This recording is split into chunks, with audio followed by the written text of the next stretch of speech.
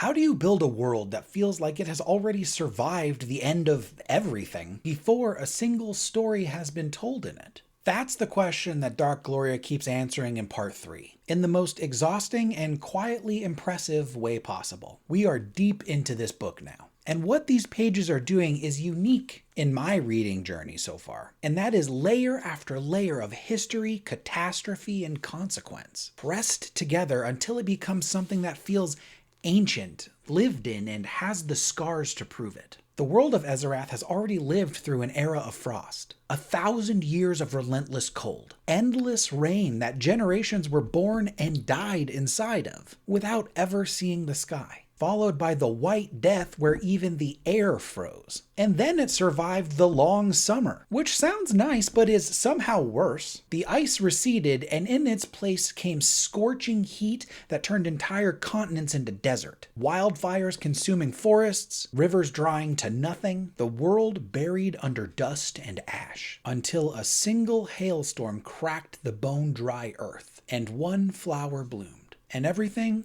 started again. This book does not flinch. It is relentlessly, almost beautifully grim. The scale of suffering in these pages is operatic. I envy no one involved. And I think what makes it land so nicely is all of the races that are involved here. The Garganth, reptilian beings born from the raging waters during the Shattering, clawed their way onto land, learned to use tools, tried to integrate into human cities, but immediately branded as monsters, despite the fact that they outperform humans in nearly every measurable way. The Nerean, celestial thirdborns, tall, slender, golden, who built their kingdom in the boundless light of Fethuan, and fell into a world of disease and peril. The Ronaga, humans upon whom the weight of the world fell so heavily that their bodies changed to carry it. Shorter, stouter, fire in their eyes, who carved their civilization from the inside of mountains because the surface was already taken.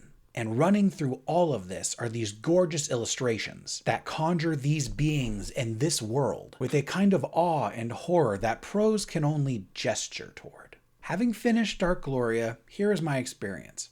It is a difficult read. It's not poorly written, it just is a tremendous amount of lore. There is almost no story to latch onto in a traditional sense. No protagonist to follow, no familiar emotional arcs. Just the bones of a world being laid down one era at a time. But those bones are impressive. And I find myself sincerely, almost desperately curious about the stories that will emerge from a world this dark. The foundation is laid, so whatever comes next has no excuse not to be extraordinary. Bye.